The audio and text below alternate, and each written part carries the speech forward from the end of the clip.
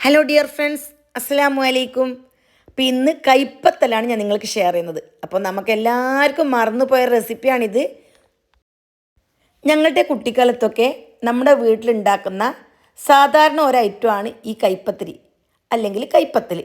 പക്ഷേ ഇന്ന് നമ്മുടെ നാട്ടിൽ നിന്നും മാഞ്ഞു പോയൊരവസ്ഥയാണ് ഈ കൈപ്പത്തലിനുള്ളത്. അപ്പോൾ അതുകൊണ്ട് തന്നെ അത് നമ്മുടെ പുതുതലമുറക്കാർക്ക് ഒന്ന് പരിചയപ്പെടുത്തി കൊടുക്കണമെന്ന് വിചാരിച്ചിട്ടാണ് ഞാൻ ഈ റെസിപ്പി ഇന്ന് നിങ്ങൾക്ക് കാണിച്ചു തരുന്നത്.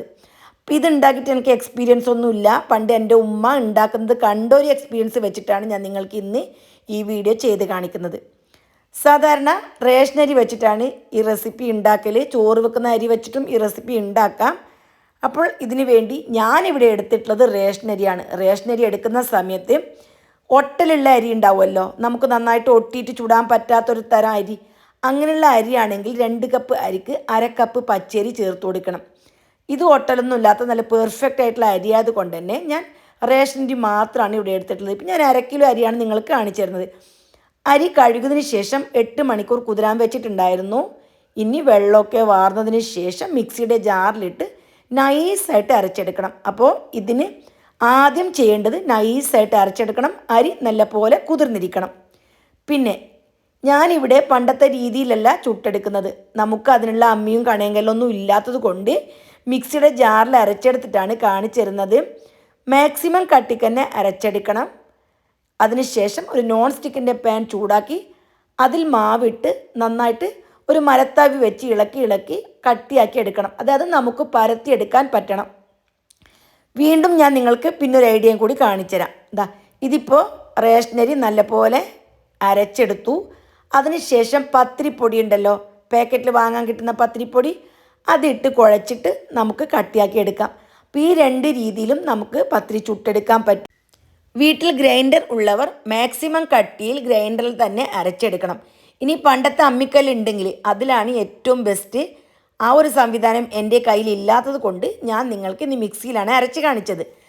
ഈ ഒരു പരുവത്തിൽ വേണം പുട്ടുണ്ടാവാൻ. അതായത് ഞങ്ങൾ പുട്ട് എന്നാണ് പറയൽ, മാവ് എന്നല്ല പറയൽ കാസർഗോട്ടുകാർ. അതായത് നല്ല സോഫ്റ്റ് ഉണ്ടാവണം. ഭയങ്കര ഹാർഡായി പോയാൽ പരത്തിയെടുക്കാൻ ബുദ്ധിമുട്ടാകും. പിന്നെ വേണ്ടത് ചുണ്ണാമ്പ്, അതായത് കാസർഗോട്ടുകാരുടെ ഭാഷയിൽ പറഞ്ഞാൽ 100.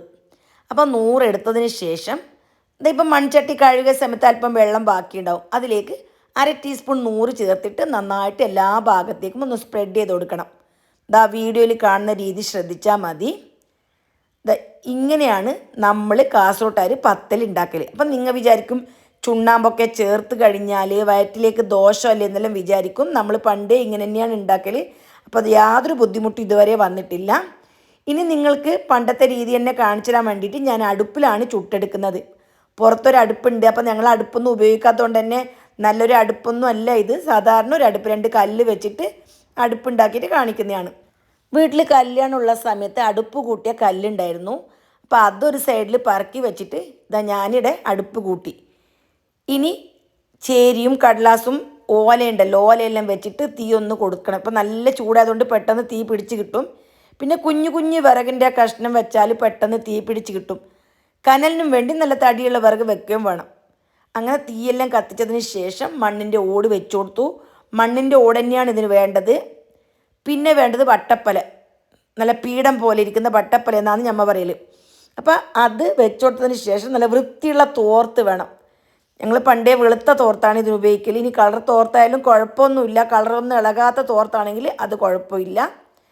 ഇനി മാവ് കുറച്ച് വലിയ സൈസുള്ള ഉരുള എടുത്തതിന് ശേഷം വീഡിയോയിൽ കാണുന്ന രീതിയിൽ ഒന്ന് പരത്തിയെടുക്കണം. ഇനി പരത്തുമ്പോൾ കുറച്ച് പരത്താൻ ബുദ്ധിമുട്ടെല്ലാം തോന്നിയാൽ കൈ ഒന്ന് വെള്ളത്തിൽ മുക്കിയാൽ മതി. കൈ വെള്ളത്തിൽ മുക്കുമ്പോൾ നമുക്ക് സ്മൂത്തായിട്ട് പരത്തിയെടുക്കാൻ പറ്റും. അപ്പോൾ റേഷനരി പറ്റുന്ന റേഷനരിയാണ്. ഒട്ടുന്ന റേഷനരി ആണെങ്കിൽ പച്ചരി ചേർക്കണം. ചില ആൾക്കാർ ഇത് പച്ചരിയും വെള്ളരിയും സമമായിട്ട് ചുടുന്ന ആൾക്കാരുണ്ട്. അപ്പോൾ എങ്ങനെ ഉണ്ടാക്കിയാലും പത്തൽ കറക്റ്റാണ്. പിന്നെ പച്ചരിയിൽ ഞങ്ങൾ ചുടലില്ല, പച്ചരി മാത്രമായിട്ട് ഞങ്ങൾ ചുടലില്ല. ചോറ് വെക്കുന്ന അരിയും പച്ചരിയും ആയിട്ട് അങ്ങനെയും ചൂടാറുണ്ട്. എല്ലാം വട്ടത്തിൽ പരത്തിയെടുത്തതിന് ശേഷം നമ്മളിങ്ങനെ ഓടിലേക്ക് ഇട്ട് കൊടുത്തു കഴിഞ്ഞാൽ ഒരു 15 സെക്കൻഡിനകം ഈ പത്തൽ തിരിച്ചിട്ട് കൊടുക്കണം. ആ പത്തൽ വേവുന്ന സമയം കൊണ്ട് നമുക്കിവിടെ വേറൊരു പത്തൽ പരത്തിയിട്ടാവും. അപ്പോൾ അതാണ് കറക്റ്റ്. ഇത് പരത്തി കഴിയുമ്പോൾ നമുക്കത് വെന്ത് കിട്ടും. പത്തൽ ഇപ്പോൾ സാവധാനത്തിൽ പരത്തി കാണിക്കാം. റൗണ്ടിൽ പരത്തണം. അപ്പോൾ ഈ കൈ ഉണ്ടല്ലോ, മറ്റേ കൈ ഇതിങ്ങനെ സൈഡിലോട്ട് വെച്ച് കൊടുക്കണം. ഇങ്ങനെ വെച്ച് കൊടുത്താൽ കറക്റ്റ് ഷേപ്പായിട്ട് കിട്ടും. നമ്മൾ പരത്തുമ്പോൾ ഇന്ത്യൻ്റെ മാപ്പ് പോലെ ഒന്നും ആവില്ല, കറക്റ്റ് റൗണ്ടിൽ തന്നെ കിട്ടും. അതിന് വേണ്ടിയിട്ടാണ് കൈൻ്റെ സൈഡ് നമ്മളിങ്ങനെ വെച്ച് കൊടുക്കുന്നത്. എന്നിട്ട് ലാസ്റ്റ് ആകുമ്പോൾ കുറച്ച് സ്പീഡെല്ലാം കുറച്ചിട്ട് ഒന്ന് ഫിനിഷാക്കി എടുക്കണം, നല്ല വൃത്തിക്കാക്കി എടുക്കണം. ഇതാ ഈ ഒരു രീതിയിൽ അടുത്തടുത്ത് ഇങ്ങനെ പരത്തിയെടുക്കണം. അത് കഴിഞ്ഞാൽ എല്ലാ ഭാഗവും ഒന്ന് ഒരുപോലെ ആക്കിയെടുക്കണം. ചിലപ്പോൾ ചില ഭാഗത്ത് കട്ടി കൂടുതലൊക്കെ ഉണ്ടാവാം, കുറവുണ്ടാവാം. അപ്പോൾ ഇതിപ്പോൾ എൻ്റെ ഒരു ആൻറ്റിയാണ് നിങ്ങൾക്ക് ചുട്ടു കാണിക്കുന്നത്. ഇവരെല്ലാം വർഷങ്ങളായിട്ട് പത്തിരി ചുട്ടുകൊണ്ടിരിക്കുന്ന ആൾക്കാരാണ്. എന്നാൽ ഇപ്പോൾ അവരും ചുടൽ കുറവ് തന്നെ. അപ്പോൾ ഇനി അവർ പത്തിരി ചുടുന്നത് നമുക്ക് നോക്കാം. ഈ പത്തിൽ ഉണ്ടാക്കാൻ വളരെ എളുപ്പമാണ്. പണ്ടെല്ലാം 100, 150 പത്തലാണ് ഞങ്ങളുടെ വീട്ടിലൊക്കെ ഉണ്ടാക്കൽ. ആൾക്കാർ ഇഷ്ടം പോലെ ഉണ്ടാവും. വിരുന്നിന് പിന്നെ വേറെ കുറേ ഐറ്റംസ് ഉണ്ടാക്കില്ല. പത്തൽ, നെയ്പ്പത്തൽ, നെയ്ച്ചോറ് അങ്ങനെയുള്ള കാര്യങ്ങൾ മാത്രമായിരുന്നു പണ്ടെല്ലാം ഉണ്ടാക്കുന്നത്. പിന്നെ പള്ളി നേർച്ച, റാത്തീബ്, പിന്നെ നബിദിനം ഇങ്ങനെയുള്ള സമയങ്ങളിലെല്ലാം നമുക്ക് 100 പത്തലൊക്കെ പള്ളിക്ക് കൊടുക്കേണ്ടി വരാറുണ്ട്.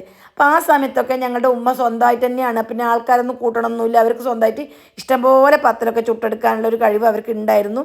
അപ്പോൾ ഇന്ന് അത് ക്ഷയിച്ചു പോയത് കൊണ്ടാണ് ഈ റെസിപ്പി ഞാൻ നിങ്ങൾക്കിന്ന് ഷെയർ ചെയ്യുന്നത്. അപ്പോൾ എല്ലാവരും ഈ റെസിപ്പി നിലനിർത്തണം. എല്ലാവരും വീഡിയോ കണ്ടൊന്ന് ഉണ്ടാക്കി നോക്കണം. ഇന്ന് പത്തലുണ്ടാക്കാൻ അറിയുമെന്ന് ഒരാളും പറയുന്നത് കേട്ടിട്ടില്ല. ഇനി അങ്ങനത്തെ ഒരു അവസ്ഥ നമ്മുടെ കാസർഗോട്ടുകാർക്ക് ഉണ്ടാവാൻ പാടില്ല. തീർച്ചയായിട്ടും നമ്മളെല്ലാവരും പത്തിൽ ചുടാൻ പഠിക്കണം.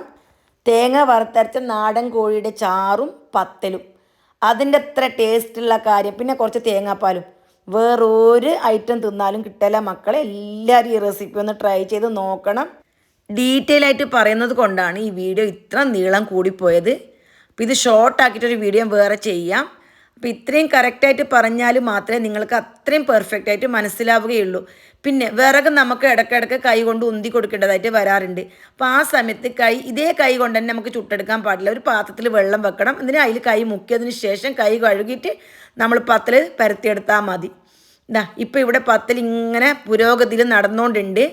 വീണ്ടും വീണ്ടും എല്ലാ പത്തിലും നമുക്ക് ചുട്ടെടുക്കാം. അതിനിടയ്ക്കൊക്കെ കുറേ കാര്യങ്ങൾ പറയാനുള്ളത് കൊണ്ടാണ് ഞാൻ ഇതൊക്കെയും നിങ്ങൾക്ക് ഇട്ട് കാണിക്കുന്നത്. അപ്പോൾ എല്ലാവർക്കും തീർച്ചയായിട്ടും ഇഷ്ടപ്പെട്ടിട്ടുണ്ടാവുമെന്നും അതേപോലെ കറക്റ്റായിട്ട് മനസ്സിലായിട്ടുണ്ടാവും എന്ന് വിചാരിക്കുന്നു. ഇതിന് മനസ്സിലാക്കാനൊന്നുമില്ല. മാവ് നല്ല പാകമായാൽ പെട്ടെന്ന് പരത്തിയെടുക്കാൻ പറ്റും. അതേപോലെ പത്തൽ ചുട്ടെടുക്കുമ്പോൾ നന്നായിട്ട് പൊങ്ങിയിട്ട് വരികയും ചെയ്യും. പിന്നെ പത്തൽ നമ്മൾ ഒരു 10-15 സെക്കൻഡ് ചെയ്യുമ്പോൾ തിരിച്ചിടണം. എന്നിട്ട് അടുത്ത പത്തൽ പരത്തിയെടുക്കുന്ന സമയം കൊണ്ട് അത് വെന്ത് കിട്ടും. ഒരു ലൈറ്റ് ഗോൾഡ് കളറായിട്ട് വരും ആ സൈഡ്. അതായത് നമ്മൾ തിരിച്ചിട്ട സമയം ഉണ്ടല്ലോ, അത് നോക്കണം. അപ്പോൾ ഒരു ലൈറ്റ് ഗോൾഡ് കളർ ആയിട്ടുണ്ടെങ്കിൽ തിരിച്ചിട്ട് ഒരു ഭാഗത്ത് നിന്ന് സാവധാനത്തിലൊന്ന് നെക്കി കൊടുത്താൽ മതി. ജസ്റ്റ് തുണി വെച്ച് കൊടുത്താൽ മതി. അപ്പോൾ അങ്ങനെ തുണി വെച്ച് കൊടുക്കുമ്പോൾ തന്നെ മറ്റേ ഭാഗത്തും നല്ല പഫ് പോലെ പൊങ്ങിയിട്ട് വരും. അപ്പോൾ അങ്ങനെയാണ് പത്തൽ ചുട്ടെടുക്കേണ്ടത്. അപ്പോൾ ആ ഒരു കാര്യം ഞാൻ നിങ്ങൾക്ക് കാണിച്ചു തരാം. ഇതിൻ്റെ സൈഡെല്ലാം നല്ല ഭംഗിയാക്കി എടുത്തിട്ടുണ്ട്. കണ്ടല്ലോ, ലൈറ്റ് ഗോൾഡ് കളർ കണ്ടല്ലോ. ഇനി ഒരു 2-3 സെക്കൻഡ് വെച്ച് കൊടുത്താൽ മതി. എന്നിട്ട് ഒരു ഭാഗത്തുനിന്ന് ഇങ്ങനെ തുണി കൊണ്ടൊന്ന് അമർത്തുമ്പോൾ എല്ലാ ഭാഗവും നല്ല പോലെ പൊങ്ങിയിട്ട് വരും. ഇങ്ങനെയാണ് നമ്മൾ ചുട്ടെടുക്കേണ്ടത്. നല്ല പോലെ തീ ഉണ്ടാവണം. തീ കുറഞ്ഞാലൊന്നും പത്തിരി ശരിയായിട്ട് വരില്ല. ഇത് ഗ്യാസ് സ്റ്റോപ്പിൽ വെച്ചിട്ടും നമുക്ക് ഉണ്ടാക്കാനെല്ലാം പറ്റും. ഞാനിപ്പോൾ നിങ്ങൾക്ക് നാടൻ സ്റ്റൈലിൽ തന്നെ കാണിച്ചതേ ഉള്ളൂ. നല്ല ബർണർ ഉണ്ടല്ലോ, വലിയ ബർണർ, ആ വലിയ ബർണറിൽ വെച്ചിട്ട് നമുക്ക് ചുട്ടെടുക്കാനും ചെയ്യാം. അപ്പോൾ എല്ലാ പത്തിരിയും ഇതേപോലെ തന്നെ നിങ്ങൾ ചുട്ടെടുക്കണം. തിരിച്ചിടുന്നത് എങ്ങനെയാണെന്ന് നിങ്ങൾ ഒന്ന് ശ്രദ്ധിച്ച് നോക്കൂ. ഈ മാവ് കൊണ്ട് തന്നെയാണ് നമ്മളത് തിരിച്ചിട്ട് കൊടുക്കുന്നത്. അത് പെട്ടെന്ന് പറ്റും, ഒന്ന് നോക്കിയാൽ മതി. ഇനി പറ്റാത്ത ആൾക്കാർക്ക് ചട്ടുകം വെച്ചിട്ട് മറിച്ചിടാം. എന്നാലും നമ്മൾ അതേ രീതിയിൽ, ആ പണ്ടത്തെ രീതിയിൽ തന്നെ പഠിച്ചാൽ നമുക്കൊരു സന്തോഷമാണ്. ഇതിപ്പോൾ വീഡിയോ ചെയ്ത് കണ്ടോ, തുണിയുടെ 4 മൂല ഉണ്ടല്ലോ, ആ ഭാഗത്തോട്ട് അമർത്തി കൊടുത്താൽ എക്സ്ട്രാ വെള്ളമൊക്കെ ഉണ്ടെങ്കിൽ എല്ലാം വലിച്ചെടുക്കും. ലാസ്റ്റ് ആകുമ്പോൾ ഈ തോർത്ത് നല്ലപോലെ നനഞ്ഞിട്ട് വന്നാൽ നമുക്ക് ചുട്ടെടുക്കുന്ന സമയത്ത്, അതായത് പരത്തിയെടുക്കുന്ന സമയത്ത് അല്പം ഒരു ബുദ്ധിമുട്ടാകും. അപ്പോൾ അതിന് സൈഡ് ഭാഗം കൊണ്ട് ഒന്ന് പ്രസ്സാക്കിയാൽ വെള്ളമെല്ലാം വലിഞ്ഞു കിട്ടും. വീണ്ടും പത്തലെല്ലാം ഞാനിവിടെ ചുട്ടെടുത്തിട്ടുണ്ട്. എല്ലാം നല്ലപോലെ പൊങ്ങി വന്നിട്ടുണ്ട്, കണ്ടല്ലോ. ഇങ്ങനെ പൊങ്ങി വന്നാൽ മാത്രമേ പത്തൽ ടേസ്റ്റ് ഉണ്ടാവുകയുള്ളൂ. ഇനിയിപ്പോൾ എല്ലാം നിങ്ങൾക്ക് കാണിച്ചു തരാം. ഭയങ്കര സോഫ്റ്റ് ആയിട്ടുള്ള പത്തലാണ്. അത് കാണുമ്പോൾ തന്നെ നിങ്ങൾക്ക് മനസ്സിലാകുന്നുണ്ടാവും. എല്ലാം പൂ പോലെ സോഫ്റ്റും എല്ലാം ഇങ്ങനെ പഫായിട്ട് പൊങ്ങി വന്നിട്ടുള്ള പത്തൽ തന്നെയാണ്. തീർച്ചയായിട്ടും നിങ്ങൾക്ക് എല്ലാവർക്കും എൻ്റെ ഈ പത്തൽ റെസിപ്പി ഇഷ്ടപ്പെട്ട് കാണുമെന്ന് വിചാരിക്കുന്നു. ഇഷ്ടമായാൽ ഇപ്പോൾ തന്നെ എല്ലാവർക്കും ഒന്ന് ഷെയർ ചെയ്ത് സപ്പോർട്ട് ചെയ്യണം. വീണ്ടും കാണാം. Bye bye.